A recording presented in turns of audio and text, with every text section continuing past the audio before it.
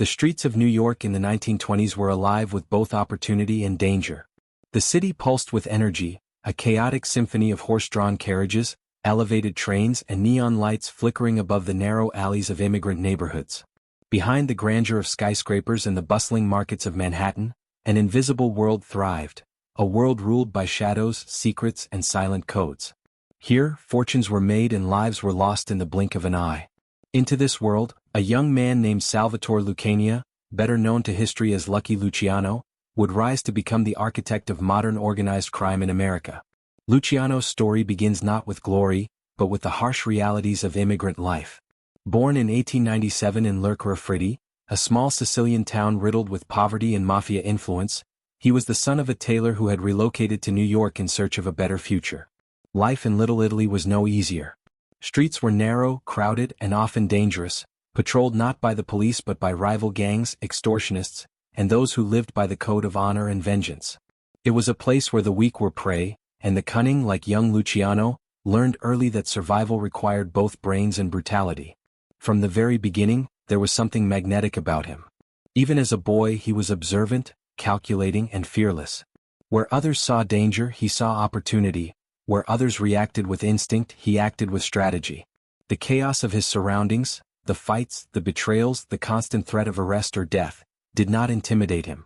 Instead, it became a crucible in which his character was forged. It was here, amid the shadows of tenement buildings and the echo of street fights, that Luciano's mind began to shape the principles that would later define the Mafia's golden age: loyalty, fear, and control. The city itself played a role in his development. New York was a melting pot, a place where languages, cultures, and ambitions collided violently and unpredictably. Italian immigrants, Irish gangs, Jewish racketeers, they all fought for territory, influence, and survival. Corruption seeped through the fabric of the city. Politicians, law enforcement officers, and businessmen were often entangled with the underworld. In this environment, Luciano understood early that power did not come from brute force alone. It required cunning, negotiation, and an understanding of human psychology. He learned that fear could be as persuasive as bullets, and loyalty could be more valuable than gold. Yet, Luciano was not merely a product of circumstance. There was a hunger in him, a drive to rise above the limitations of his environment. Unlike many of his contemporaries, he was not satisfied with being a street enforcer or a minor gangster. He envisioned an empire, a structure in which crime was no longer chaotic but organized, predictable, and profitable. The very same streets that could have destroyed him became his classroom, teaching him lessons in strategy, patience, and resilience. Every mugging he witnessed, every betrayal he endured, every narrow escape from the law added to his understanding of power dynamics and human behavior. By the time he reached his 20s, the name Lucky had begun to follow him, a nickname that hinted at more than mere fortune. It reflected his uncanny ability to navigate danger, survive assassination attempts, and emerge from chaos unscathed. But luck alone did not make him powerful. It was his intellect, his ability to manipulate alliances, and his unwavering grasp of the unspoken rules of the underworld that truly set him apart. The city, with all its corruption, danger, and opportunity, was merely a stage on which Luciano began to script a new era of organized crime. This introduction to his world is crucial because it establishes the duality that would define Luciano's life: the contrast between the man and the myth, the ruthless criminal and the visionary strategist. From the outside, he appeared unstoppable, almost larger than life, a figure who could command respect and fear with equal measure. Yet beneath the surface was a human being shaped by environment, circumstance, and ambition. Understanding this duality is essential to grasp the complexity of the empire he would later build, and the code of silence, the Omertà, that would bind it together. As we delve into his rise, the story unfolds not just as a tale of crime, but as a psychological portrait of a man who transformed chaos into order, fear into loyalty, and ambition into legacy. The streets of New York were unforgiving, but they also revealed the making of a legend. Lucky Luciano was not merely a product of his time, he was a force that reshaped it, leaving a mark on the underworld that endures to this day. This is the story of power, cunning, and silence. The story of a man who mastered the shadows to create an empire, and the sacred laws that bound it together. Before Lucky Luciano would rise to dominate the underworld, New York City was a sprawling, chaotic battlefield of gangs, corruption, and opportunity. The city's skyline, punctuated by the first towering skyscrapers, belied the violence and instability lurking in its streets. The neighborhoods were a labyrinth of ethnic enclaves, each with its own hierarchy, alliances, and codes of conduct. Italians, Irish, Jews, and other immigrant communities fought not just for territory, but for survival, respect, and economic opportunity. The criminal landscape was fragmented, brutal, and unpredictable, a world where no one trusted anyone, and the law was often more a suggestion than a guarantee. The Italian-American underworld in particular was divided by clans, loyalties, and rivalries imported from Sicily. Families operated independently, engaging in extortion, protection rackets, gambling, and smuggling. There was no central authority, no unified strategy, just a constant, simmering war for dominance. Violence was the currency of respect, and betrayal was common. Power was fleeting. A single gunshot or a poorly timed deal could topple a rising boss overnight. For young men growing up in the tenements, this environment created a kind of ruthless education. Every interaction, every handshake, insult, or whispered rumor, was a lesson in strategy, patience, and survival. The Irish gangs were equally entrenched, holding sway over key neighborhoods, bars, and political machines. They controlled unions, docks, and labor opportunities, making them formidable players in the underworld economy. Meanwhile, Jewish mobsters dominated certain trades, especially gambling and bootlegging, using connections and cunning to expand their influence. The lack of coordination between these groups made the criminal ecosystem both volatile and opportunistic. Alliances shifted daily, and violence was both a tool and a language understood by all. A street fight could erupt over a slighted insult, a disputed territory, or a failed collection. The stakes were always life and death, and every gang learned that survival required more than muscle. It demanded foresight, intelligence, and the ability to read human nature. Law enforcement added another layer of complexity. Corruption was widespread. Police officers and politicians were often in the pockets of powerful criminals, turning a blind eye to extortion and bootlegging in exchange for bribes. However, this relationship was fragile and transactional. When political pressure mounted or public outrage demanded action, the same officers who ignored crimes could suddenly swing into action with brutal efficiency. The constant push and pull between the underworld and law enforcement created a tense environment where trust was scarce and paranoia was a survival tool. For someone like Luciano, this chaotic equilibrium was both a challenge and an opportunity. Economically, Prohibition had transformed New York into a city of endless possibility for those willing to skirt the law. The ban on alcohol created a massive black market, where gangs made fortunes through smuggling, speakeasies, and illicit distilleries. Control of these operations required strategy, negotiation, and sometimes sheer violence. The stakes were enormous and the rewards were transformative.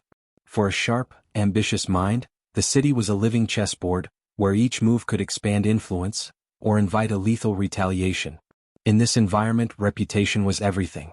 A man could rise quickly if he was ruthless and smart, but he could fall just as swiftly if he miscalculated loyalty, trust, or timing. The chaos of the streets bred a new type of criminal, one who was not only willing to fight but capable of strategizing, networking, and manipulating situations to their advantage. Luciano would come to epitomize this evolution, but in these early years the foundations were being laid. He absorbed the lessons of street power, witnessing firsthand the destructive effects of rivalry and the potential of calculated alliances. Yet the landscape was not purely violent or hopeless. Amid the danger there was a sense of structure, a code that governed behavior within each gang. Loyalty was demanded and betrayal punished. Respect was earned, and influence was measured in both fear and deference. These unspoken rules created a kind of order within the chaos. It was a world that, while morally gray and often brutal, rewarded intelligence, audacity, and adaptability. For the young men navigating these streets, understanding human psychology was as critical as understanding firearms. Luciano would internalize these lessons, learning to balance charisma with intimidation, diplomacy with violence, and ambition with patience. By the time he began to rise, the New York streets were already a proving ground. The fragmentation of power, the constant flux of alliances, and the omnipresent threat of betrayal created an environment where only the most adaptable survived. It was this world, disordered, violent, and opportunistic, that would shape Luciano's vision. Unlike his predecessors, he would not be content to operate in fragments. He would seek to unite, systematize, and control.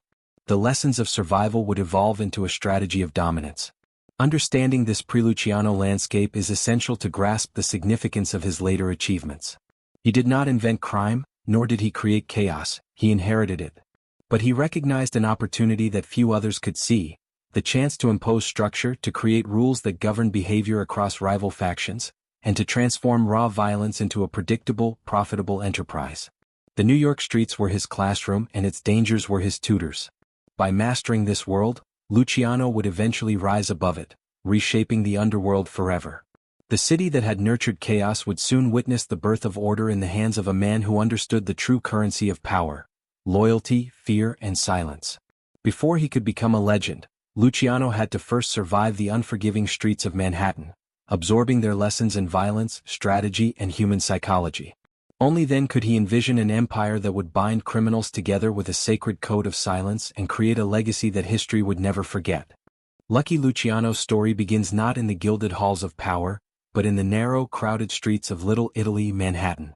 Born Salvatore Lucania in 1897, his early years were steeped in the textures of immigrant life: the scent of fresh bread from neighborhood bakeries, the cacophony of children playing in the streets, the constant hum of men and women working tirelessly to survive.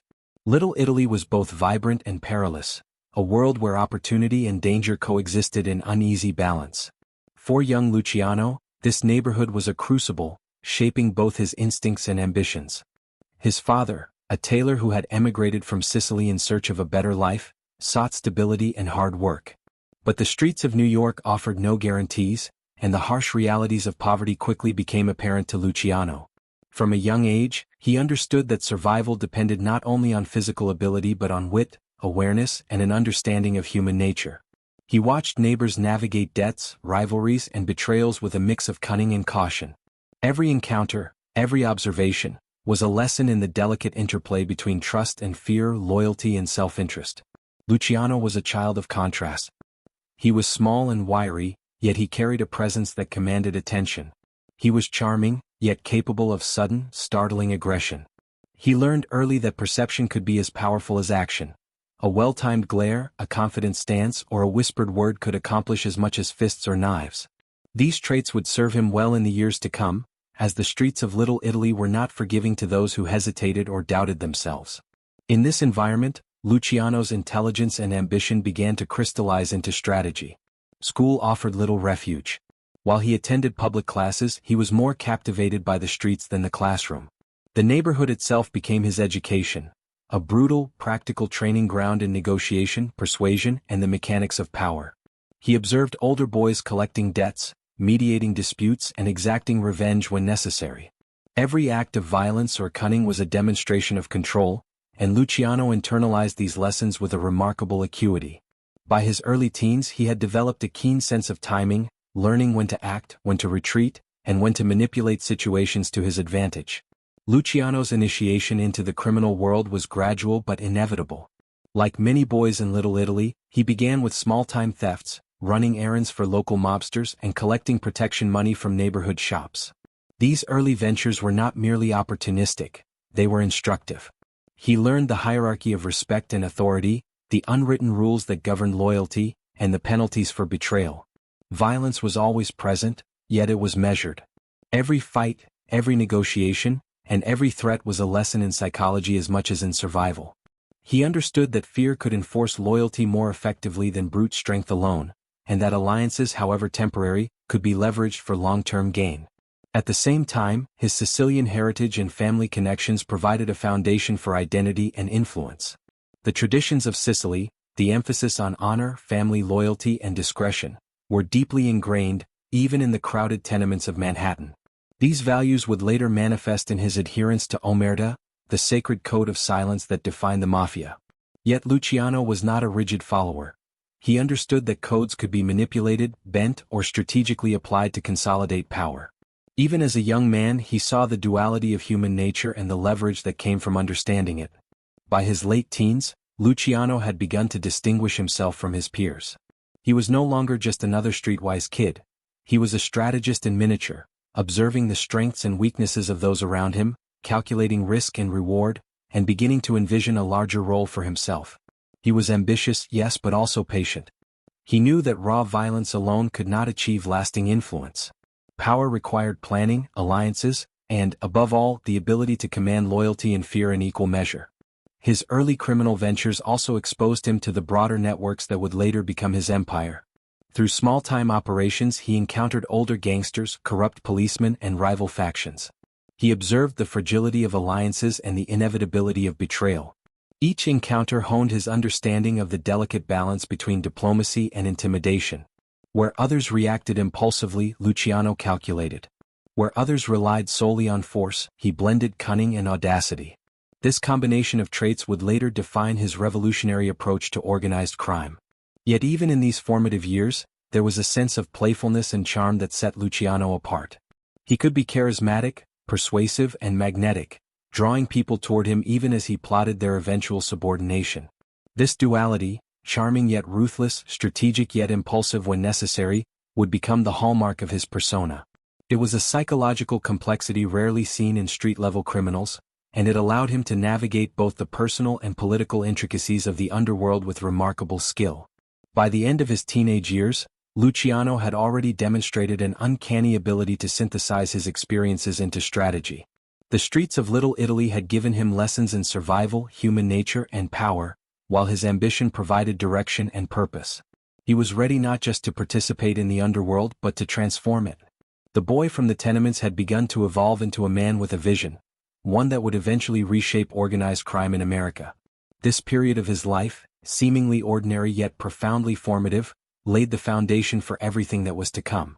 It was a time of observation, experimentation, and learning, a time when intelligence, ambition, and adaptability were forged in the crucible of Manhattan streets. Understanding Luciano's early life is essential, for it reveals the origins of the traits that would define him: strategic genius, psychological insight, and an unerring sense of timing. From these streets, a legend was born, not just of violence but of vision, ambition, and the ability to command loyalty through fear and respect alike. Luciano's teenage years marked a critical turning point in his transformation from a street-smart boy to a calculating force within New York's underworld. While many young men in Little Italy remained confined to petty crimes or local gangs, Luciano displayed an uncommon aptitude for strategy, observation, and negotiation. This was not the impulsive violence of an ordinary street fighter, it was a methodical, almost surgical approach to understanding the dynamics of power. Every encounter, every alliance, and every confrontation became a lesson, a rehearsal for the empire he would later build. By the age of 16, Luciano had already begun to attract the attention of established gangsters. His early jobs, running errands, delivering messages, and collecting debts, were humble, but they provided unparalleled insight into the inner workings of criminal organizations. He observed the hierarchy, the enforcement of loyalty, and the consequences of betrayal. Here, in the shadows of the city, he learned the critical difference between raw strength and influence. Power was not measured merely by who could swing a fist or wield a weapon, but by who could inspire obedience, fear, and respect simultaneously. Mentorship played a pivotal role in his development. Luciano came under the tutelage of older mobsters who recognized his intelligence, ambition, and instinct for survival. They taught him the subtle arts of negotiation, manipulation, and strategic violence. He was instructed in the delicate balance between maintaining loyalty among subordinates and projecting authority over rivals. More importantly, he learned the rules that govern the underworld: when to fight, when to retreat, when to ally, and when to betray. Each lesson was reinforced by real-world consequences. Mistakes could result in humiliation, injury, or death, and Luciano internalized these lessons with remarkable acuity. One of the most crucial aspects of this apprenticeship was understanding human psychology. Luciano quickly grasped that fear and respect were often intertwined. A leader who could inspire fear without losing loyalty commanded obedience, while one who relied solely on intimidation risked alienating allies. Similarly, charm and charisma could be weaponized to manipulate rivals and recruit collaborators. Luciano honed these traits with precision, learning to read expressions, gauge intentions, and anticipate reactions. In essence, he became not just a participant in the criminal world, but a student of human behavior, turning observation into strategy. His early experiences also exposed him to the reality of betrayal. The underworld was rife with informants, double-crosses, and sudden reversals of fortune. Young men who showed promise could quickly become liabilities if they misjudged alliances or underestimated rivals. Luciano watched as others were punished, or eliminated, for failing to navigate these treacherous waters. These lessons in loyalty and treachery were critical. He understood that the bonds of trust were fragile, and that the right combination of fear, respect, and incentive could ensure compliance without resorting to unnecessary violence. At the same time, Luciano began to cultivate relationships that would later become instrumental in his rise. He understood that power was not purely a matter of personal skill, but of networks. Alliances were currency, and knowing whom to trust, or whom to manipulate, was essential. He forged connections with influential figures within Italian, Jewish, and even Irish criminal circles, carefully studying their strengths, weaknesses, and tendencies. These early alliances were tentative, often transactional, but they provided Luciano with a foundation of influence and intelligence that he would later consolidate into a powerful network. Violence, though omnipresent, was no longer random. Luciano learned that calculated brutality could serve as a tool rather than an end in itself. Punishment, intimidation, and public displays of power were not acts of passion, but instruments of strategy. Every assault or enforcement action was measured to send a clear message without destabilizing essential alliances. This understanding distinguished him from his peers, many of whom relied on brute force alone and often paid the price for impulsive actions. Luciano's calculated approach to violence became one of his defining characteristics, signaling that he was not just another street thug, but a thinker capable of orchestrating complex operations. Education in the criminal world was also intertwined with lessons in patience and timing. Luciano understood that immediate gratification often led to disaster.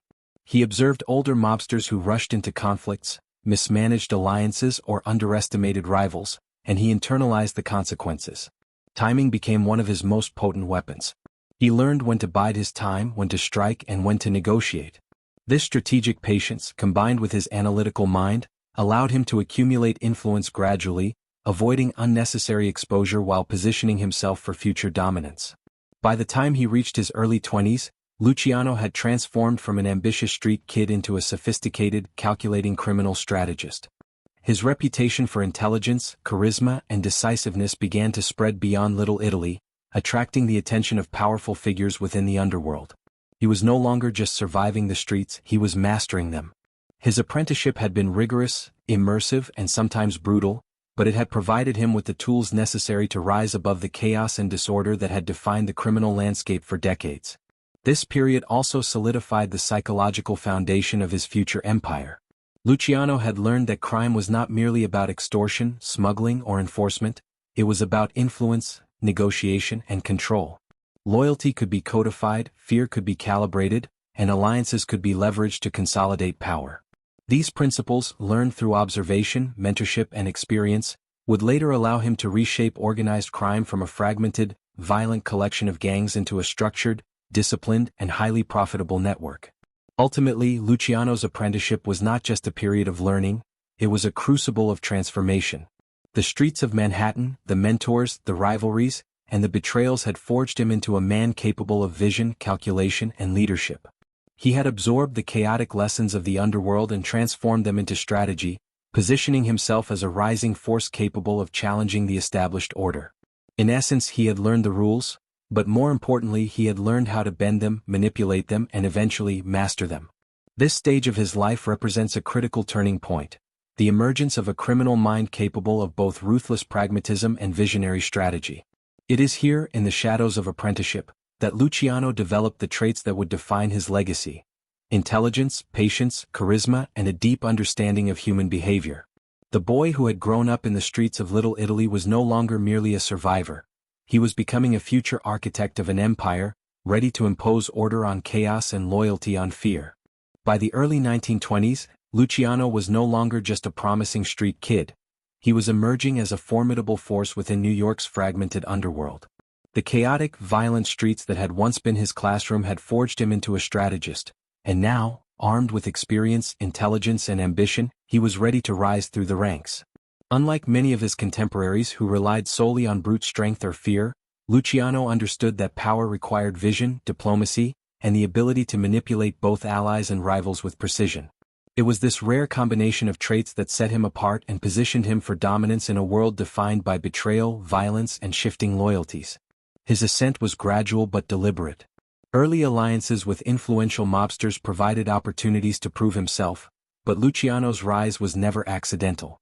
He cultivated relationships with key figures across the Italian, Jewish, and even Irish underworlds, learning to navigate a landscape defined by ethnic rivalries and competing ambitions. These relationships were strategic. He observed who wielded real influence, who could be trusted, and who could be manipulated for personal gain. By building this web of alliances, he created a foundation that allowed him to consolidate power while minimizing exposure to unnecessary risk.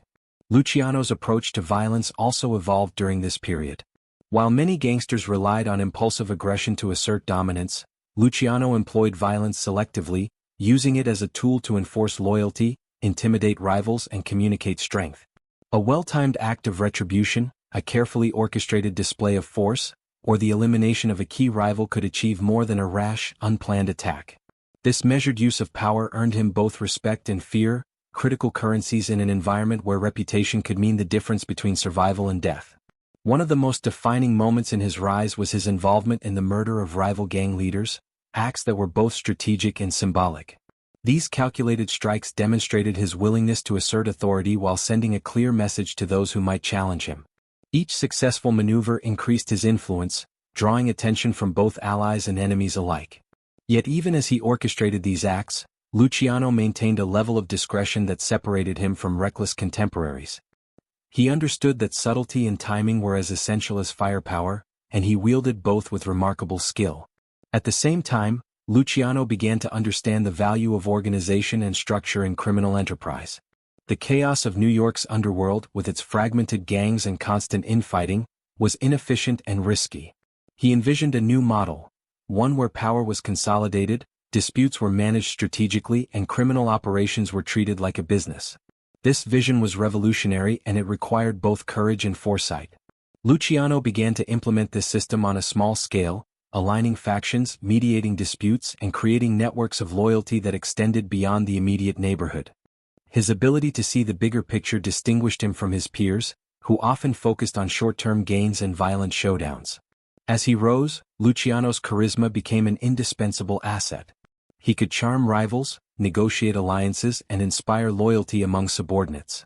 His presence commanded attention, his words carried weight, and his strategic mind allowed him to anticipate challenges before they arose. This combination of intelligence, charm, and ruthlessness created a persona that was both magnetic and intimidating, drawing people into his orbit while keeping potential threats at a calculated distance. The Prohibition era, with its lucrative opportunities in bootlegging and gambling, provided the perfect environment for Luciano to expand his influence. Control over speakeasies, illicit distilleries, and gambling operations offered immense wealth, but also demanded careful negotiation with competing factions. Luciano excelled in this environment, using a combination of diplomacy, calculated intimidation, and strategic alliances to outmaneuver rivals and secure lucrative territories. By integrating these enterprises into a coherent network, he demonstrated a visionary approach to organized crime that few could match. However, the ascent was not without challenges. Rival mobsters, entrenched bosses, and unpredictable law enforcement interventions constantly threatened to derail his progress. Betrayal lurked around every corner, and the margin for error was minimal. Luciano's genius lay in his ability to navigate these threats while maintaining momentum. He was patient, deliberate, and willing to bide his time, understanding that immediate action could jeopardize long-term objectives. This strategic patience, combined with his ability to inspire loyalty, allowed him to rise steadily despite the inherent volatility of the underworld. By the mid-1920s, Luciano's influence extended beyond Little Italy. He had become a central figure in New York's criminal network, respected by allies and feared by adversaries. His vision of a structured, disciplined, and highly profitable organization was beginning to take shape. He had mastered the delicate balance between fear and respect, diplomacy and violence, loyalty and manipulation. The chaotic streets of Manhattan, which had once been his proving ground, were now a stage upon which he could exert control and orchestrate his rise. This period also marked the beginning of Luciano's long-term strategy to reshape the Mafia itself. He recognized that fragmentation and constant infighting weakened the Italian-American underworld. To achieve lasting dominance, he needed to unite rival factions under a common structure, creating a system where disputes could be managed, profits maximized, and loyalty enforced. This vision would eventually culminate in the formation of the Commission, an innovation that redefined organized crime in America and established Luciano as a pioneering architect of the Mafia's golden age. The psychological dimensions of his rise cannot be overstated. Luciano understood that power was as much about perception as action. He cultivated an image of inevitability, projecting confidence, foresight, and ruthlessness that discouraged challenges before they arose. By mastering both the tangible and intangible aspects of influence, he positioned himself not just as a participant in the underworld, but as a central architect capable of shaping its future. By the time he solidified his position as a leading figure in New York, Luciano had become a symbol of the new era of organized crime. Intelligent, strategic, and visionary. He had risen above the chaos of the streets, transforming the lessons of his early life and apprenticeship into a blueprint for power. This ascent set the stage for his most ambitious projects, including the formal organization of the Mafia, the codification of loyalty through Omertà, and the creation of a criminal empire that would endure long after his departure. Luciano's journey through these years illustrates more than ambition. It is a study in psychology, strategy, and the art of power. He understood human behavior, navigated complex social networks, and turned potential threats into opportunities. Rising through the ranks, he was not merely climbing a hierarchy. He was reshaping the very structure of organized crime. The man who emerged was no longer just a survivor of Little Italy, he was a visionary poised to redefine the underworld, creating systems, alliances, and codes that would endure for decades. At the heart of Luciano's empire lay a principle more powerful than money, influence, or violence: the code of silence known as Omertà. This ancient Sicilian tradition was a moral and psychological framework that demanded absolute loyalty, discretion, and obedience. It was the invisible glue that bound criminal organizations together, creating a culture where betrayal was unthinkable, and the law of the streets superseded that of the state. For Luciano, Omertà was not merely a cultural inheritance. It was a tool, a weapon, and a philosophy that would underpin every decision, alliance, and strategy in his rise to power. The origins of Omertà trace back centuries, emerging in Sicily as a code to survive under oppressive regimes and hostile neighbors. It taught that silence was strength, discretion was virtue, and loyalty was paramount. Betrayal was the ultimate sin, punishable not just by loss of respect but often by death. For Sicilian immigrants in New York, this code became a vital mechanism to navigate a foreign land, hostile authorities, and competitive criminal networks. In the hands of Luciano, Omertà evolved from a traditional ethic into a practical instrument of control, discipline, and power. Luciano understood that Omertà was psychological as much as it was moral. Fear alone could compel obedience, but loyalty enforced through fear could be brittle. The true genius of the code lay in its ability to internalize discipline, to make silence and discretion a matter of identity rather than mere compliance. When a member of his network remained silent under pressure, it wasn't only fear that kept them loyal, it was the internalized belief that loyalty was both honor and survival. This subtle interplay between psychology and morality made Omertà extraordinarily effective, binding men together with a force stronger than money or weapons. The practical application of Omertà was both rigorous and sophisticated. Members of Luciano's organization were expected to share information selectively, act decisively, and avoid actions that might expose the network. Secrets were currency and discretion was paramount. Breaking the code could result in ostracization, loss of position, or execution. Yet, enforcement of Omertà was rarely public spectacle. It was calculated, subtle, and absolute. Luciano's genius lay in embedding the code so deeply into the psyche of his associates that compliance became instinctive, creating a disciplined and cohesive organization capable of operating even under extreme law enforcement pressure. Omertà also shaped the moral universe of the Mafia. In a world where legality was irrelevant and violence was constant, the code provided a sense of order, identity, and honor. It dictated who could be trusted, how disputes were mediated, and what constituted ethical behavior within the organization. While outsiders might view these rules as cruel or arbitrary, within the context of the underworld, they were essential for survival. Luciano recognized this duality.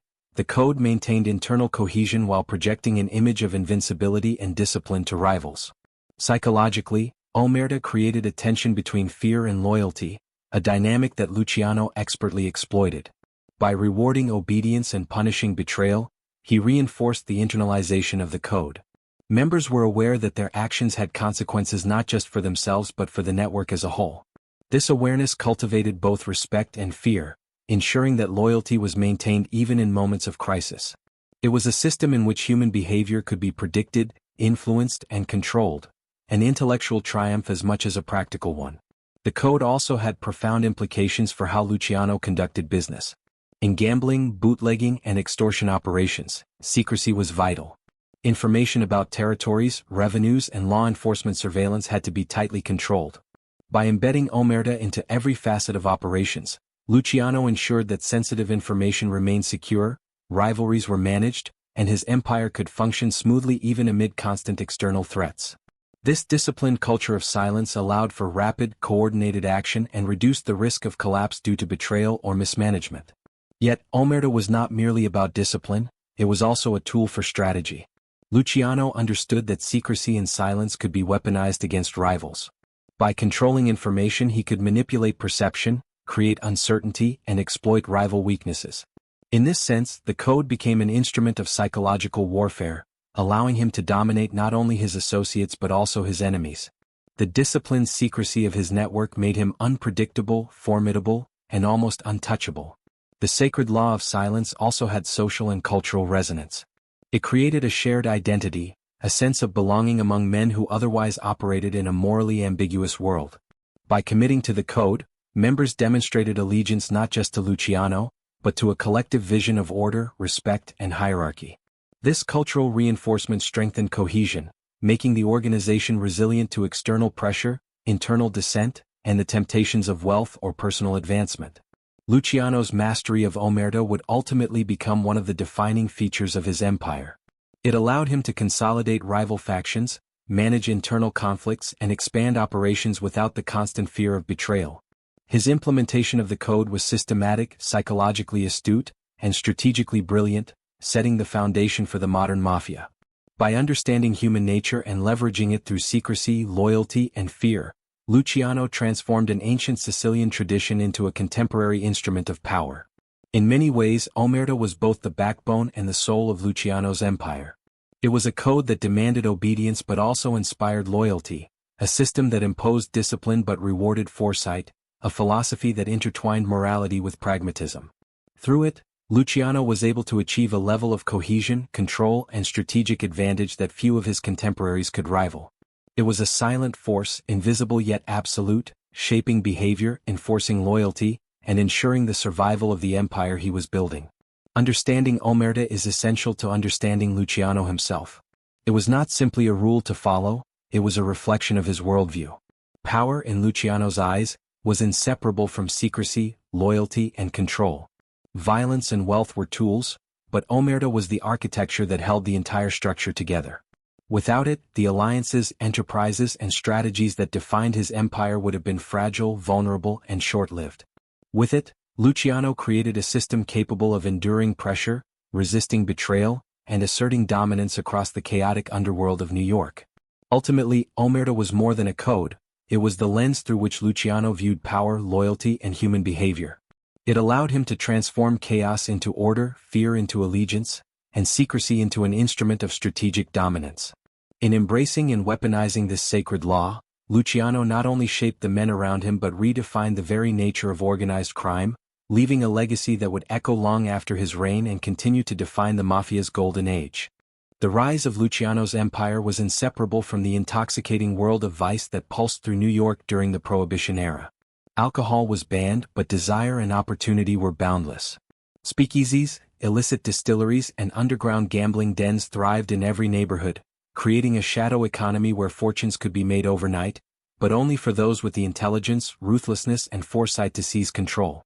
Luciano understood this world better than most, recognizing that vice was not just a source of income, but a tool of influence, a lever for power, and a mechanism to consolidate loyalty across diverse criminal networks. Bootlegging became one of Luciano's earliest and most lucrative enterprises. The smuggling of liquor into the city was fraught with risk. Rival gangs competed violently for territory, law enforcement raids were unpredictable, and every shipment carried the possibility of betrayal. Yet within this chaos, Luciano saw opportunity. He developed a system that balanced logistics, security, and alliances, ensuring that supplies flowed consistently while minimizing exposure to violence or legal intervention. By delegating responsibility strategically, he maintained control without overextending himself, a hallmark of his management style. The operation was not merely opportunistic, It was a demonstration of his ability to turn disorder into organized, profitable enterprise. Gambling, too, became central to his empire. Numbers games, card parlors, and clandestine betting halls offered both enormous profits and social influence. They attracted a cross-section of the city's population, from local laborers to businessmen, creating a network of patrons whose dependence on the organization extended beyond money. Luciano's genius was in recognizing that gambling was more than entertainment, it was a means of influence. By controlling these operations, he could cultivate loyalty, manipulate economic behavior, and integrate disparate communities into his growing network. The revenue streams were substantial, but the intangible benefits, information, leverage, and allegiance, were even more valuable. Crucially, Luciano did not operate in isolation.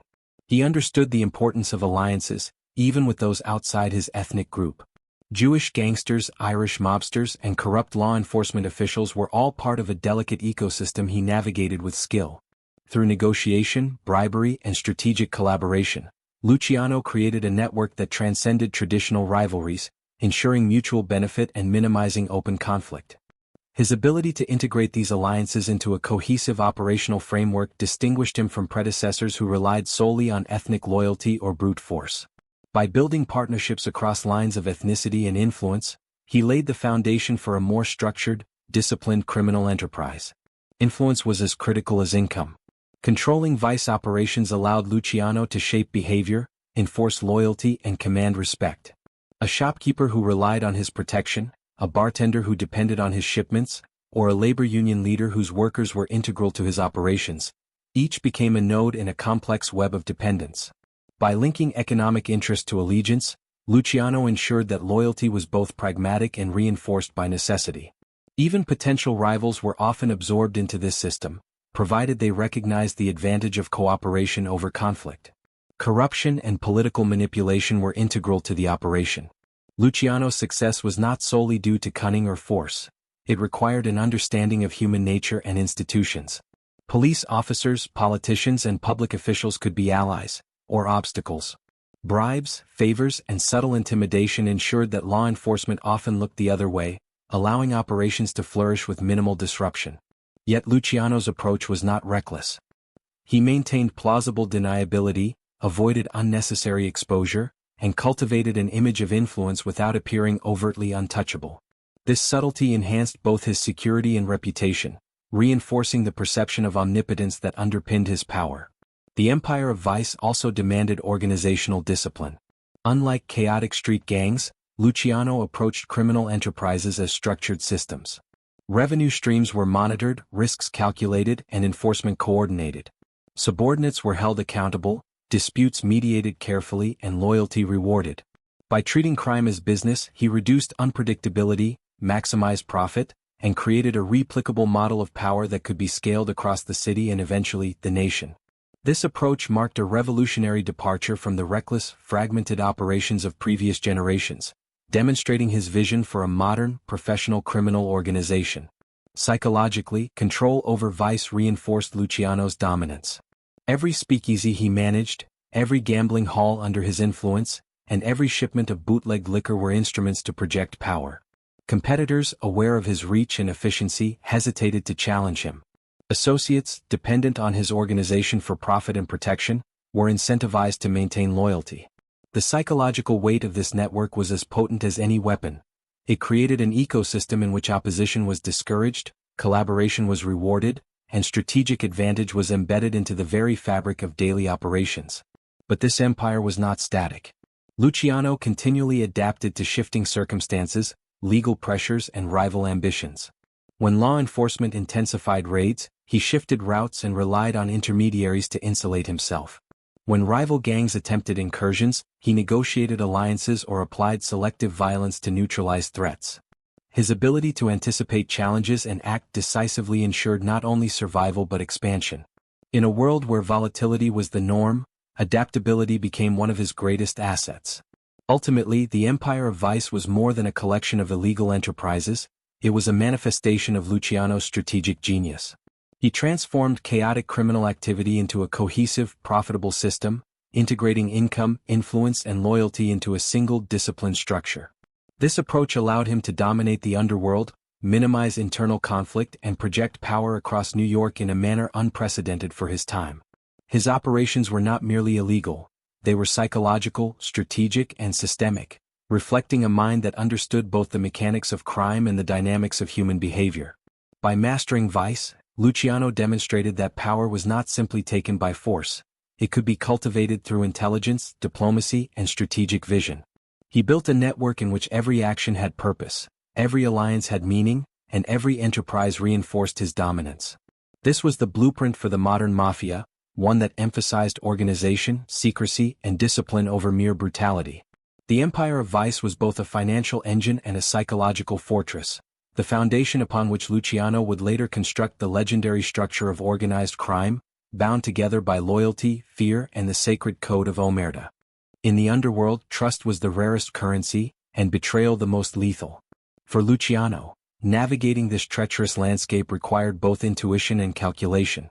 By the mid-1920s, he had established himself as a rising force, but with power came the inevitable web of alliances, rivalries, and fragile loyalties. The world of organized crime was a shifting mosaic of friendships, enmities, and opportunistic partnerships, each with the potential to elevate or destroy a man in an instant. For Luciano, success depended on his ability to read the human heart as well as the streets, a skill that would define his mastery of the mafia. Alliances were rarely born of friendship. They were strategic instruments designed to consolidate influence and mitigate risk. Luciano aligned with key figures from Italian, Jewish, and even Irish criminal circles, creating networks that transcended ethnic divisions. These partnerships were pragmatic, forged to control territory, manage revenue streams, and outmaneuver rivals. Yet alliances were inherently unstable. Loyalty was conditional, and ambition often sowed seeds of betrayal. Every handshake could conceal a dagger, every conversation a potential threat.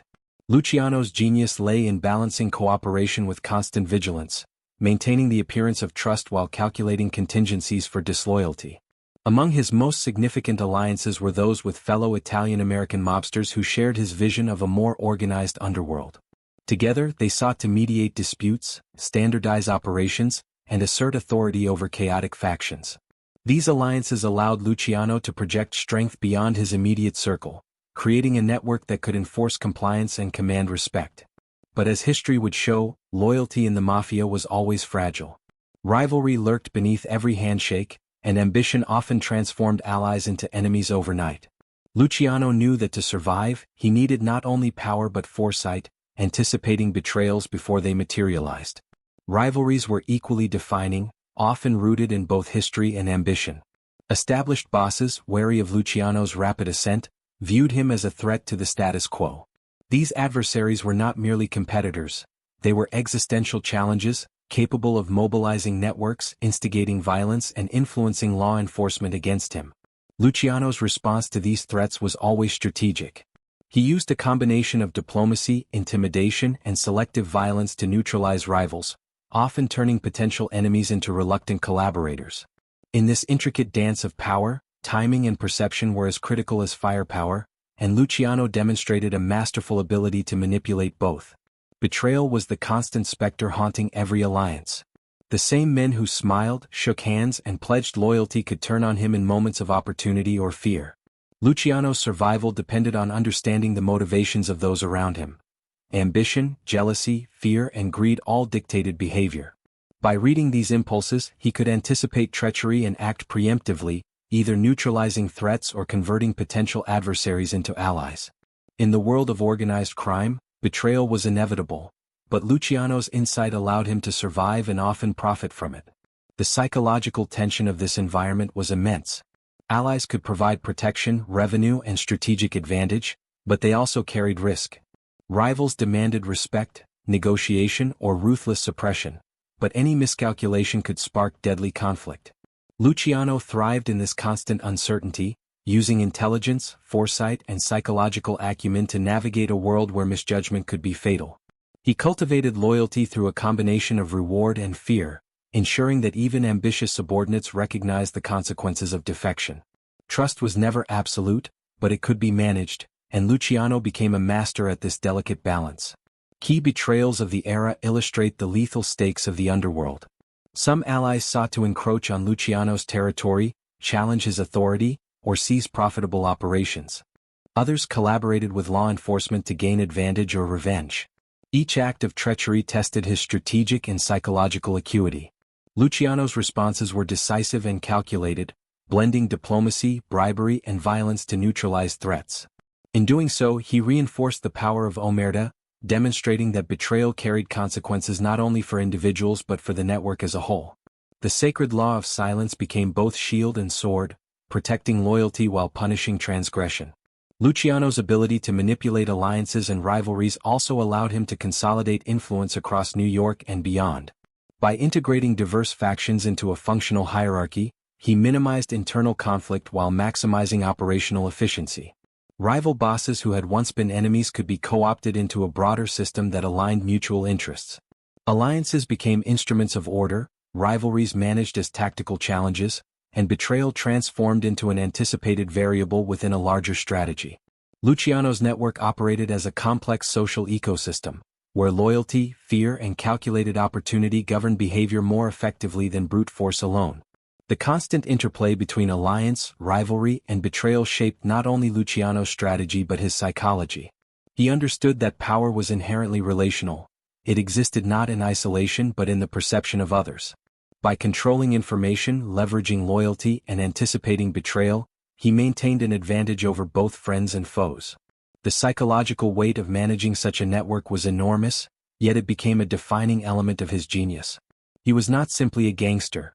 He was a strategist, a psychologist, and a negotiator, orchestrating human behavior as much as criminal operations. Ultimately, the web of allies, rivals, and betrayal defined the contours of Luciano's rise. Each relationship, each negotiation, each confrontation was a test of judgment, perception, and timing. By navigating this treacherous landscape with intelligence, patience, and ruthlessness, he transformed the chaotic underworld into a disciplined, hierarchical system capable of sustaining his influence and legacy. His mastery of human dynamics, combined with operational acumen, allowed him to survive and thrive where others fell.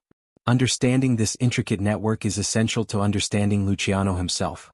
His genius was not merely in violence or criminal enterprise, but in the ability to read human nature, manipulate alliances, and anticipate treachery. Every handshake, every alliance, every calculated betrayal contributed to the structure of his empire.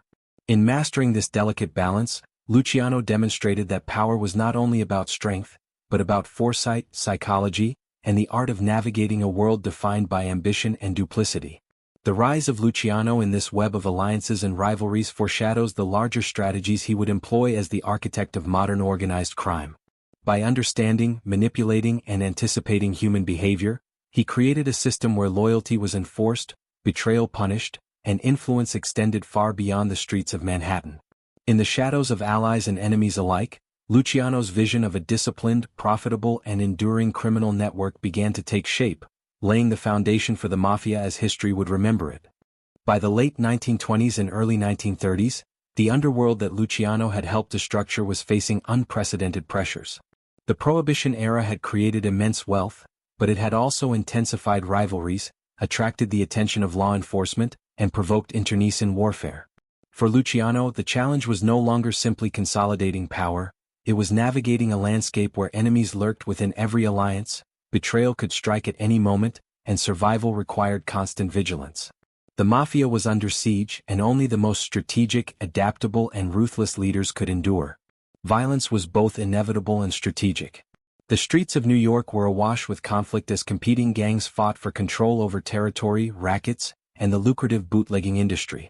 Ambitions clashed violently, resulting in gunfights, assassinations, and intimidation campaigns that could escalate overnight. Luciano, however, approached these conflicts with a rare combination of calculation and restraint. He understood that reckless aggression could fracture alliances, invite retaliation, or destabilize his carefully constructed network. Every act of violence was measured, purposeful, and aimed at consolidating influence rather than creating chaos. The law was an equally formidable adversary. Prohibition enforcement intensified as public scrutiny increased, and government agencies targeted organized crime with renewed vigor. Corrupt officers and politicians were sometimes reliable allies, but their loyalties were transactional and precarious. Luciano recognized that legal pressure was an ever-present threat and that survival required both adaptation and foresight. He implemented measures to insulate himself from direct exposure, delegating operations through trusted lieutenants, compartmentalizing information, and embedding the principles of Omertà to ensure that loyalty and discretion protected him from legal scrutiny. Internally, the threat of betrayal loomed large. The very alliances that had facilitated his rise were fragile, susceptible to ambition, greed, and fear.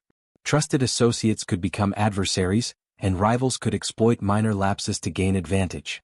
Luciano's genius lay in anticipating these risks, preempting challenges and turning potential betrayals into strategic opportunities.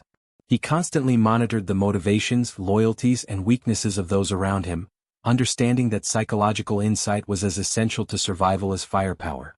In this high-stakes environment, he emerged as both strategist and psychologist, orchestrating human behavior to maintain dominance. The Castellamarese War, which erupted between rival Italian-American factions, became a defining crucible for Luciano's strategic acumen.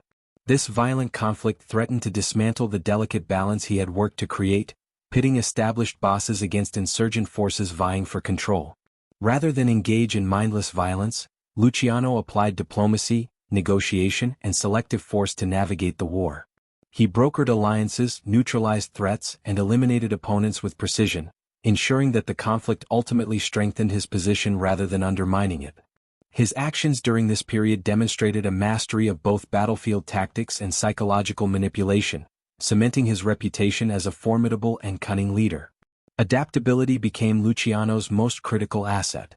The underworld was in flux, and success depended on anticipating shifts in alliances, law enforcement pressure, and market opportunities. When a rival sought to encroach on territory or disrupt operations, Luciano responded strategically, balancing negotiation, intimidation, and targeted violence. He transformed threats into opportunities, consolidating control while projecting both strength and inevitability. In this way, the chaos of conflict became a medium through which he expanded influence, demonstrating that survival required not merely reaction, but foresight and innovation. The psychological stakes of survival were immense. Leaders in Luciano's position operated under constant stress, knowing that a single misstep could result in death, imprisonment, or loss of influence. Luciano, however, turned pressure into a tool, using it to sharpen judgment, refine strategy, and anticipate the unpredictable behavior of rivals and allies alike. His composure under duress, combined with his ability to manipulate perception, allowed him to maintain authority even in the most dangerous and uncertain circumstances. Fear, loyalty, and respect became intertwined forces that reinforced his control, enabling him to survive when others succumbed to the chaos. Economic power remained a stabilizing factor.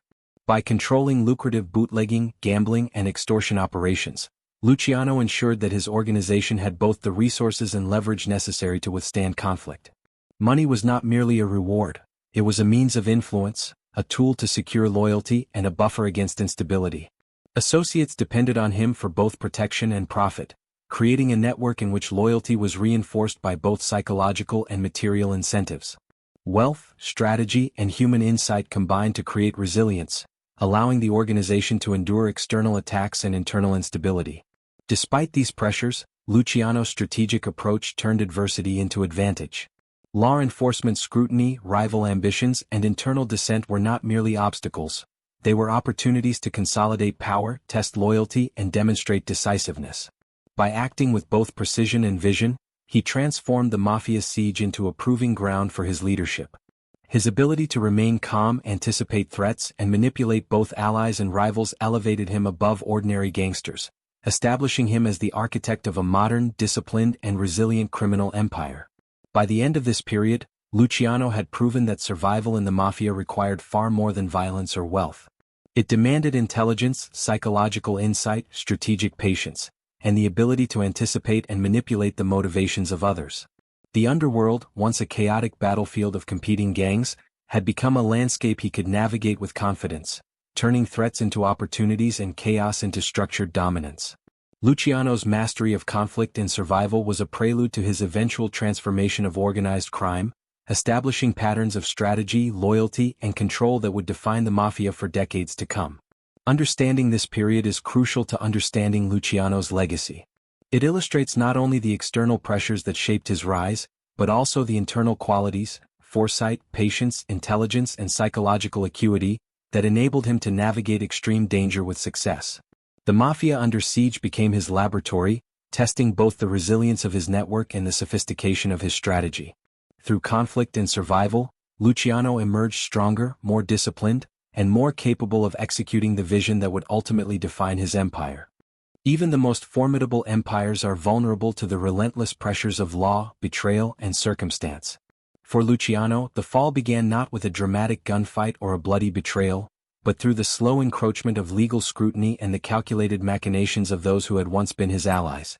By the early 1930s, the empire he had painstakingly built was under the dual threat of law enforcement and internal treachery, a combination more dangerous than any street battle. It was a period that tested not only his power but his ability to adapt, manipulate, and survive under intense pressure. The first cracks appeared as federal and local authorities intensified their campaigns against organized crime. The sheer scale of Luciano's operations, bootlegging, gambling, extortion, and labor racketeering, had made him a prominent target. Investigations were relentless, leveraging informants, surveillance, and the legal system to undermine his empire. Law enforcement agencies understood that to destabilize the Mafia, they had to strike at the top. Luciano, aware of his visibility, relied heavily on Omertà to shield himself, ensuring that subordinates maintained silence and that operations were insulated from direct exposure. Yet even the most disciplined code of silence could not fully protect against the growing scrutiny. Betrayal compounded these pressures. The very alliances that had facilitated Luciano's rise contained hidden vulnerabilities. Some associates, seeking advantage or self-preservation, were willing to cooperate with authorities or manipulate evidence against him. Others resented his authority or sought to carve out their own domains within his empire. These fractures revealed the fragility inherent in any hierarchical criminal organization, no matter how disciplined. Luciano's genius lay in his anticipation of such betrayals, but the combined weight of legal action and internal treachery created a crisis that even his strategic mind could not entirely control. The arrest that would signal the beginning of his public downfall came with a combination of meticulous planning and misfortune. Charges of compulsory prostitution, extortion, and involvement in organized crime were brought against him, drawing intense media attention. The courtroom became a theater, a place where the public, law enforcement, and rival factions could witness the vulnerabilities of the once untouchable Don. The arrest was not merely legal, it was psychological, a calculated blow that exposed him to scrutiny, forced him to confront betrayal, and threatened the cohesion of his empire. Luciano's response to these threats was both pragmatic and strategic. He relied on a combination of legal maneuvering, loyal subordinates, and carefully calibrated public appearances to maintain influence even as his freedom was curtailed. He understood that power was not solely a matter of presence but perception. By projecting calm, confidence, and control, he reassured allies and unsettled adversaries, signaling that the empire was resilient even under attack. Yet the experience also exposed the vulnerabilities inherent in human networks, reminding him that even the most disciplined organization could be tested by relentless pressure. The role of betrayal during this period cannot be overstated. Some of Luciano's associates were coerced into providing evidence against him, while others acted preemptively to secure their own positions. These acts of treachery underscored the constant tension between loyalty and self-interest within the Mafia. For Luciano, the challenge was to neutralize these threats while preserving the overall structure of his empire. Omertà was tested as never before, serving as both shield and weapon, and the psychological weight of these betrayals shaped his strategies in the years to come. Media attention intensified the impact of his legal troubles. Newspapers sensationalized his arrest, portraying Luciano as both a criminal mastermind and a cautionary tale. Public scrutiny added another layer of pressure, forcing him to navigate not only law enforcement but public perception. In a world where influence depended on both fear and respect, controlling the narrative became critical. Luciano skillfully managed appearances, projecting resilience, deflecting attention, and maintaining his aura of strategic omnipotence, even as the machinery of justice moved inexorably forward. This period of legal pressure and betrayal marked a turning point in Luciano's empire. The carefully orchestrated structure he had built, the disciplined networks of loyalty, and the revenue-generating operations all faced unprecedented stress. Yet it was also a time that revealed his adaptability. He began to conceptualize power beyond mere physical control or immediate presence, recognizing that influence could be maintained through proxies, negotiation, and strategic concessions. The fall, in this sense, was both a challenge and a crucible, a test of resilience, intelligence, and psychological acumen. While the arrest signaled vulnerability, it did not immediately dismantle his influence. Luciano's ability to delegate, maintain loyalty, and anticipate challenges allowed him to continue shaping his empire from the margins. He understood that a visible setback could be transformed into strategic leverage if managed correctly. Subordinates were empowered to act decisively, rivals were manipulated, and even law enforcement pressure could be turned into an opportunity to reorganize, streamline, and consolidate power. This ability to operate under duress was a testament to the sophisticated systems and psychological insights he had developed over decades. Ultimately, the fall began not with a sudden collapse, but with a slow erosion of freedom and security. Arrest, legal scrutiny, and betrayal exposed the vulnerabilities inherent in even the most disciplined criminal organization. Yet Luciano's response, characterized by strategic foresight, psychological manipulation, and adaptive leadership, allowed him to navigate this period with remarkable resilience. The empire he had built was tested under fire, and while the fall had begun, it would not immediately define him. Instead, it became a stage on which his intelligence, foresight, and mastery of human behavior would continue to assert dominance. This chapter of Luciano's life underscores the dual nature of power and vulnerability. Influence is never absolute, and even the most carefully constructed empire is susceptible to internal and external pressures. Arrest and betrayal are not merely legal or operational challenges, they are psychological battles that test loyalty, foresight, and strategic discipline. For Luciano, these pressures were a crucible, shaping both his decisions and the enduring structure of his empire. The fall had begun, but within it lay the seeds of adaptation, resilience, and eventual reinvention. For most men, prison represents a total loss of power, a place where autonomy is stripped away and survival becomes the primary concern. For lucky Luciano, however, incarceration was another stage upon which he could exercise influence, control, and strategic foresight. Though confined physically, his mind and network remained unrestricted. From the moment he entered the penitentiary, Luciano understood that leadership was not tied to walls or bars. It was tied to perception, relationships, and the careful orchestration of human behavior. Prison, far from diminishing him, became a proving ground for his enduring mastery of power. Luciano's first priority was to maintain authority over his criminal enterprise from behind the walls. He relied heavily on a network of loyal lieutenants who continued to manage day-to-day operations outside. These subordinates acted as extensions of his will, executing strategies, enforcing omertà, and neutralizing threats in his absence. The disciplined structure he had built over decades allowed him to maintain a remarkable degree of control, proving that true influence was not merely physical, it was systemic. Every order, every message, and every delegation reinforced the perception that Luciano remained the central figure of power, even while under constant scrutiny by guards and authorities. Communication was a critical tool in this endeavor. Despite surveillance and restrictions, Luciano leveraged a combination of intermediaries, coded messages, and subtle signals to stay connected with his organization. Every interaction was calculated, reinforcing loyalty and ensuring compliance. Subordinates were reminded that failure or betrayal, even in his absence, would carry consequences. Conversely, loyalty and efficiency were rewarded, reinforcing the psychological structure that had sustained his empire before imprisonment. Through these mechanisms, Luciano transformed confinement into an opportunity to demonstrate that influence could transcend physical boundaries. Prison also offered him a rare vantage point to observe human behavior in extreme conditions. The penitentiary was a microcosm of the underworld, populated by individuals driven by ambition, fear, and self-interest. Luciano studied these dynamics with precision, noting patterns of allegiance, methods of intimidation, and opportunities for leverage. This environment honed his psychological acuity further, sharpening his ability to anticipate behavior, manipulate perception, and exercise control in situations where force was limited and intellect became the primary weapon.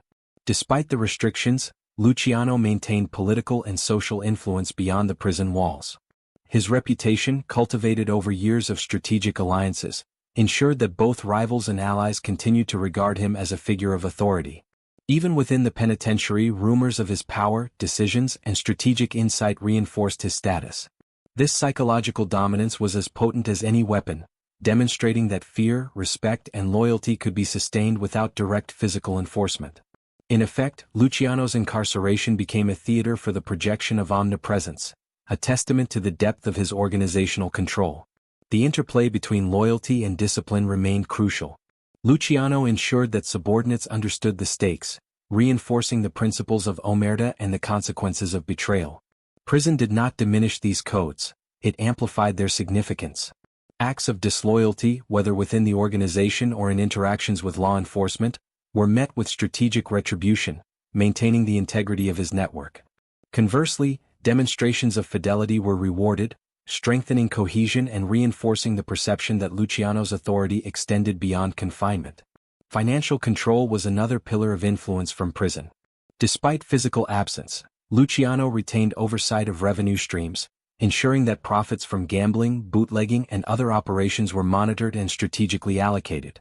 This financial command reinforced loyalty among subordinates and served as a practical tool for leverage, enabling him to manipulate allies, neutralize threats, and maintain operational continuity. Money, combined with psychological authority, created a dual system of control that few rivals could challenge. The period of incarceration also revealed the adaptability of Luciano's leadership style.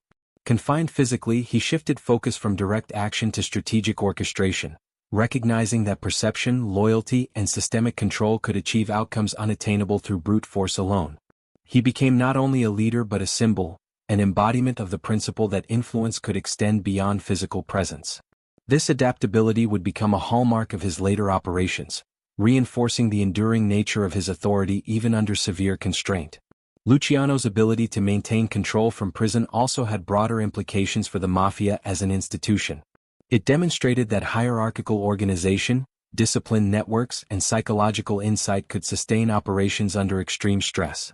The traditional model of gangster leadership, based on visibility and personal enforcement, was insufficient for the challenges of modern organized crime. Luciano's model, emphasizing systemic influence, delegation, and strategic foresight, set a precedent for future leaders, transforming the understanding of power within the underworld. Ultimately, Luciano's time behind bars was not a period of weakness but a demonstration of enduring strength. By leveraging loyalty, discipline, financial control, and psychological mastery, he maintained influence over his empire, projected power beyond physical boundaries, and continued to shape the strategic direction of organized crime. Prison became another arena in which his intelligence, foresight, and understanding of human behavior were tested and proven. Far from diminishing him, incarceration highlighted the depth of his leadership, reinforcing the notion that true power resides not in brute force, but in vision, strategy, and the ability to command loyalty and respect under any circumstances. Luciano's influence behind bars also foreshadowed his eventual reintegration into the criminal world. The discipline, loyalty, and systems he had cemented ensured that his network remained intact, resilient, and adaptable, ready to continue operations upon his release or deportation. Even in confinement, he had engineered a form of immortality, a legacy of control, strategic insight, and organizational sophistication that transcended the limitations of physical freedom. The prison walls could contain his body, but they could not contain his power. After years of orchestrating an empire from the shadows, Luciano's freedom was permanently curtailed through deportation. Unlike the immediate threats of arrest or imprisonment, exile carried a different kind of weight: the dislocation of identity, influence, and environment. Suddenly removed from the streets of New York, the stage upon which his genius had been exercised, Luciano was forced to confront a reality in which the empire he had meticulously built was now partially out of reach. The streets, speakeasies, and gambling halls he had dominated for decades belonged to others. For a man whose power had been defined by vision, control, and the orchestration of human behavior, exile was both a challenge and a mirror, reflecting the limitations of influence when one is removed from the physical center of operations. Luciano was deported to Italy in the late 1940s, a country both foreign and familiar. While he had been born there, decades of life in America had transformed him culturally, socially, and psychologically. He returned to a homeland scarred by war, political upheaval, and poverty. The streets of Sicily and Naples offered none of the opportunities, connections, or networks that had fueled his rise in New York. The exile was both literal and symbolic, a stark reminder that even the most brilliant architects of power are vulnerable to forces beyond their control. The physical separation from his empire forced Luciano into a period of reflection, a time in which he was compelled to reckon with the duality of his life: the man he had become versus the myth he had created. Yet exile did not immediately erase influence. Luciano's reputation preceded him, both among former associates and in the international underworld. Even from abroad, his strategic mind and historical dominance allowed him to maintain a degree of control and advisory power. He continued to correspond with key lieutenants, offering guidance, settling disputes and influencing operations indirectly. While the immediacy of physical presence was lost, the systems he had created, the discipline networks, the mechanisms of loyalty and fear, the institutionalized practices of Omertà, remained, ensuring that his influence endured. Exile highlighted a remarkable aspect of his genius, the ability to shape events and maintain authority even at a distance. During this period, Luciano's life took on a reflective, almost philosophical tone. The realities of aging, isolation, and diminishing power forced him to confront questions of legacy, morality, and identity. Unlike the calculated ambition of his rise or the survival instinct of his imprisonment, exile was a quieter, more introspective battlefield. Here, Luciano faced the limitations of his control, the fragility of human ambition, and the inevitable passage of time. The contrast between his previous omnipotence and current vulnerability offered insights into the human condition, revealing the paradox of power. It can dominate worlds, yet it is never immune to the forces of circumstance, history, and mortality. Despite the constraints of exile, Luciano continued to engage in strategic thinking, observing global developments, criminal dynamics, and political shifts. His mind remained active, analyzing threats, opportunities, and alliances as if he were still orchestrating the streets of Manhattan. He corresponded with law enforcement and intelligence agencies during World War II, offering guidance in exchange for leniency, a pragmatic maneuver that demonstrated his enduring ability to leverage knowledge, reputation, and strategic insight. Even removed from the epicenter of his empire, Luciano's intellect and foresight allowed him to remain a figure of influence, albeit in a different, less immediate form. Physically, however, exile was a period of decline. The stress, isolation, and diminished autonomy took a toll, reminding Luciano that even strategic brilliance cannot halt the natural progression of life. The streets he had once walked, the territories he had controlled, and the networks he had commanded existed beyond his reach. Health, opportunity, and proximity became limited, highlighting the human vulnerability that had been largely invisible during the decades of his calculated dominance. Exile, in this sense, was a humbling counterpoint to his legendary rise, a reminder that power has both temporal and spatial limitations. Psychologically, Luciano adapted by cultivating perspective. His reflections encompassed both personal and organizational lessons, the fragility of alliances, the importance of foresight, the interplay of loyalty and betrayal, and the enduring impact of strategic innovation. Exile allowed him to see his empire not only as a series of operations and alliances but as a complex organism shaped by human behavior, social structures, and cultural norms. This period of contemplation underscored a unique dimension of his genius, the capacity to analyze and influence systems even when personally constrained, a skill that defined his enduring legacy. Despite the inevitability of decline, Luciano's life in exile was not devoid of relevance. His methods, structures, and innovations continued to influence organized crime, both in America and abroad. Former associates implemented the systems he had designed, maintaining the discipline, loyalty, and organizational efficiency that had characterized his reign. Exile, in a sense, became a test of the durability of his vision. The empire he had constructed proved resilient, capable of functioning without his direct presence, demonstrating that Luciano's influence was systemic rather than merely personal, a hallmark of enduring leadership.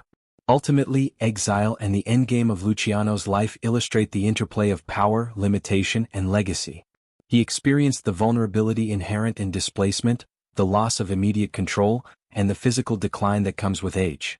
Yet he also demonstrated resilience, strategic foresight, and the enduring impact of systems, reputation, and psychological mastery. His exile was both punishment and perspective, a period in which the man behind the myth confronted the boundaries of influence while ensuring that the structures he had created would outlast him. Luciano's final years were thus a meditation on power and impermanence. While removed from the streets and theaters of his former empire, he remained a symbol, a strategist, and a master of human behavior. Exile forced him to confront mortality, vulnerability, and the limits of control, yet it also highlighted the genius of his systems, the strength of his networks, and the psychological mastery that had defined his life.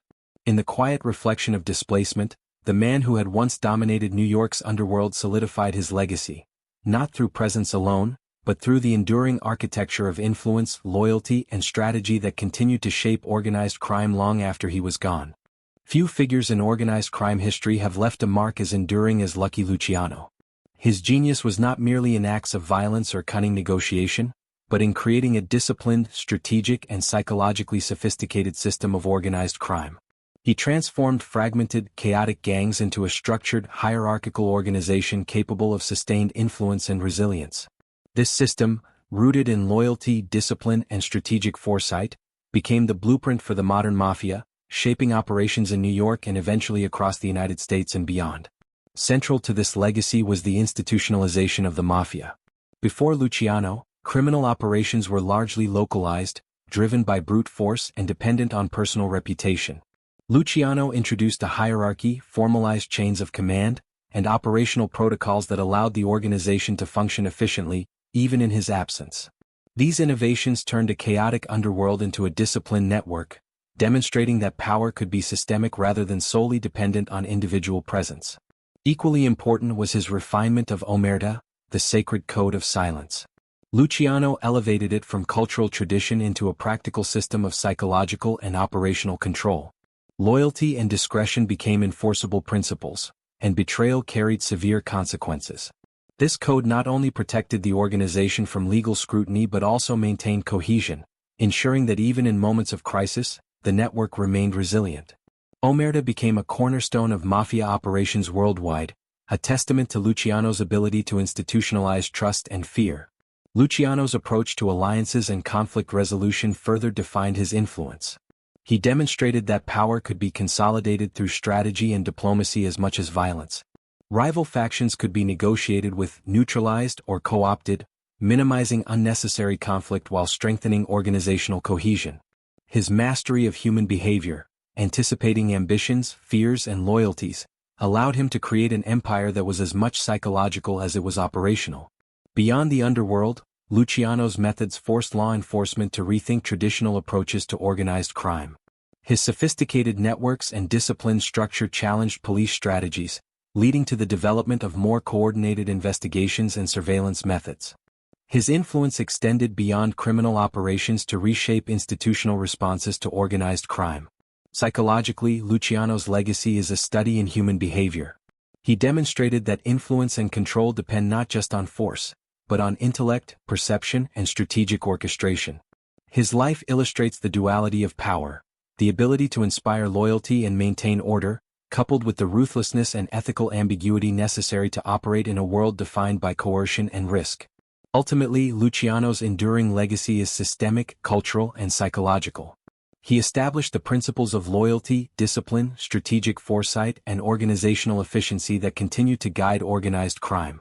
He transformed the mafia into a lasting institution, leaving a blueprint of influence, control, and psychological mastery that transcends his era. The myth of the Don captures audacity and power, but the man's genius lies in the architecture of his empire, a lasting testament to the art of leadership, strategy, and human insight. Lucky Luciano's life exists at the intersection of myth and reality. To the public, he was the untouchable Don, a master strategist who transformed the chaotic streets of New York into a disciplined criminal empire. Stories of his audacity, intelligence, and ruthlessness created a legend that looms large in popular imagination. Yet behind this myth lay a man shaped by environment, ambition, and human vulnerability. Arrest, betrayal, imprisonment, and exile revealed the limits of even the most meticulously constructed power, reminding us that influence is never absolute. Luciano's genius was as much psychological as operational. He understood loyalty, fear, and human behavior, creating networks that could survive legal scrutiny and internal dissent. His innovations, hierarchical structure, omertà, and strategic alliances, became the blueprint for modern organized crime, enduring long after his deportation and death. Even in exile, removed from the streets he once ruled, his influence persisted through disciplined systems and loyal lieutenants, proving that true power extends beyond physical presence. Yet the man and the myth are inseparable in his legacy. The myth emphasizes audacity and invincibility. The man reminds us of adaptability, intelligence, and the inevitability of human limitation. His story is both a cautionary tale and a study in enduring influence. a reminder that power, while formidable, exists within the constraints of circumstance, relationships, and mortality. Ultimately, Luciano's life challenges us to reflect on leadership, strategy, and the psychology of loyalty and betrayal. His empire reshaped organized crime, but his story also illuminates timeless truths about ambition, resilience, and the delicate balance between brilliance and vulnerability. In the end, the myth captivates, but the man teaches the art of influence, the cost of power, and the enduring complexity of human nature.